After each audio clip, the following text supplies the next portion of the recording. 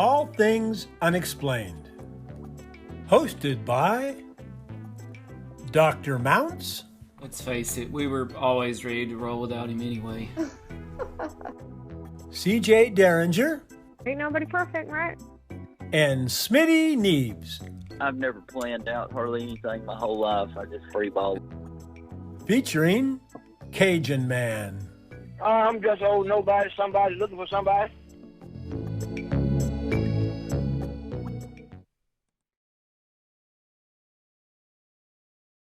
And so that's why this is so unusual, this story, because I didn't ask for this. I wasn't laying out runway strips for the aliens to find me or extraterrestrials to locate me. That's not what I was doing. So that's my beginning story. Yeah, Oh, yeah. I loved, I grew up in California as well. And so some of the stories that you told, I could connect to where you were at the time. And you told a story about when you were driving by. Like I've passed that sign so many times. So, and I'll let you tell that story in a little bit. Yes. But, when you were saying that your dad was so into UFOs and aliens and always talking about that, and he was the weird dad, I started thinking about the three of us that host this show. And I can't tell you how often now I'm talking about Bigfoot and aliens and all of these things. Like, are we the weird parents now? Like, I know what my son and daughter go through. Yeah. Yeah. Exactly. I'm an only child too. What's really by the way, weird is you always hear about people who really, really want to meet aliens and they never really get a chance to. And it's those of us who run the other way, they come after us. I don't know why. Yeah. Right. So, yeah. So tell us, tell our listeners, so you're, totally not into the alien UFO scene. You're kind of pulling very far away from that as you can. You want no association with it because of how your dad talked when you were, I think you were younger in your 20s, and you and your friend were driving back from Oregon. Yes. And how that was sort of your first experience. That was. You didn't quite understand, right? So tell our listeners about that. Okay, so I was driving from Oregon State down into Southern California. It's a very long, like 13-hour drive. And I was on the 5 freeway going south. And it's this long stretch called the Grapevine, as you know. And you just kind of kick back and cruise, it's just going to be a long drive. And I was driving with my cousin, and it happened to be around 2:15 at night. It was, for us, we were just having a good time. So it was really fun. And we were listening to music and we were just, like talking and just having a good time. And we saw a sign go by that said, "Welcome to Fresno, population, blah, blah, blah." So we took note of the time, and I believe it was around, it was like 2:15. And we looked at each other like, oh, okay. So that gave us a gauge about how long it's going to take to get to LA. So that was it. We kicked back and we kept driving. And as we were driving, we were talking and laughing. It felt like 20 minutes went by. We weren't sure how much time went by. And then all of a sudden the sign went by, "Welcome to Fresno," again. Oh, and wow. that was it. Our whole entire bodies, like our being, everything in us stopped.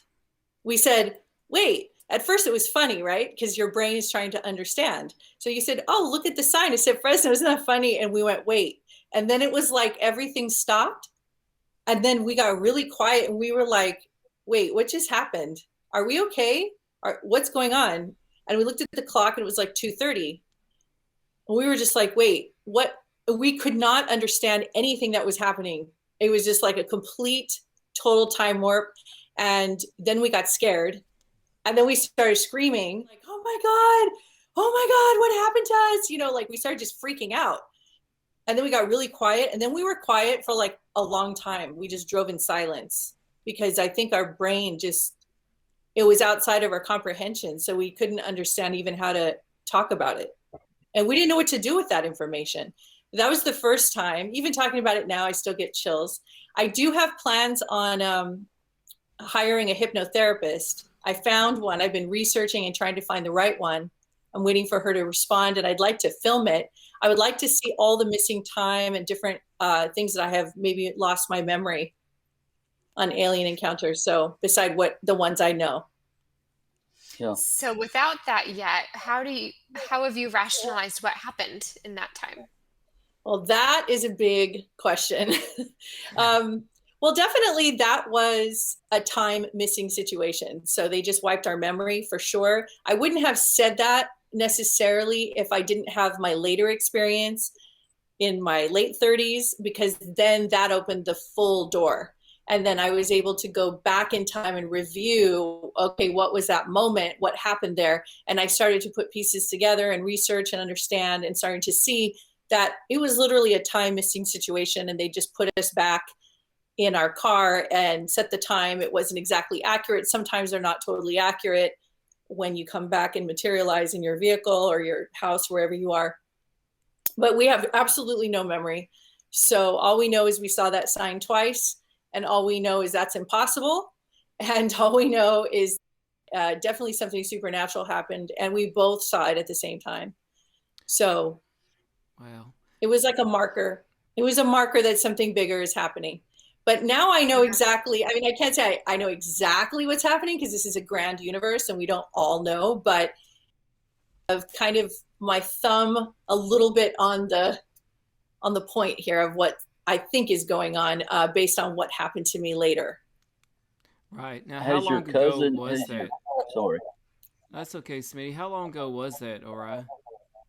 I was 20, oh gosh, so I'm 47 now. So I was 20, I'm not good with math. I was in my early 20s, like 23. Oh, So a wow. while So ago. it's been a while back. What has And then nothing happened after that. Oh, wow. What has prompted you to decide to tell this story now?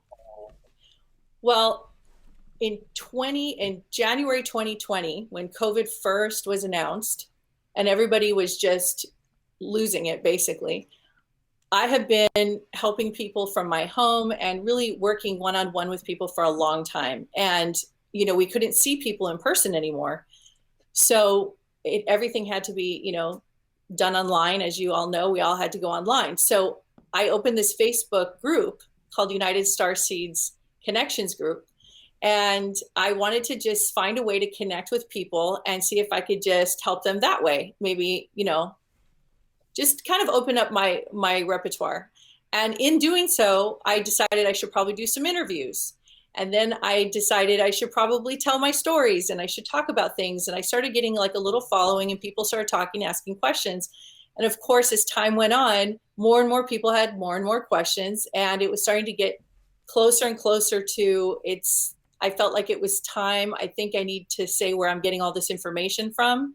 And I need to unveil this hidden secret, this part of me that I've kept silent for 10 years.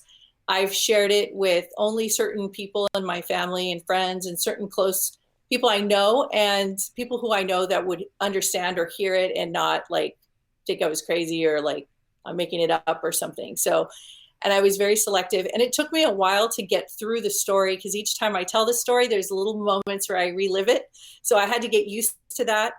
And after a period of time, I just felt like this big green light, this is time. You should just say the whole thing now, just come completely out. I think everyone's ready for disclosure. And of course, then they announced that the Pentagon would be disclosing their UFO files. Literally, I think it was 3 or 4 weeks after I decided to start speaking. And so I think I'm now starting to see, of course, that was intentional from my higher self, just to understand that it was time. And more people need to know that regular people like us, we're just minding our own business. And then, we have an experience. And a lot of people are really afraid to talk about it. So I just wanted to be one of those regular people that talk about it. Because sometimes when you hear stories from experiencers, it sounds so out of reach and you almost feel like you can't even find a way to relate to it. So it's just taken me a long time to figure out how to talk about it so I could finally break it down in a way for people that may not have ever experienced anything to possibly understand, hopefully, what happened. Because my story is pretty extreme. Not as extreme as some people, though.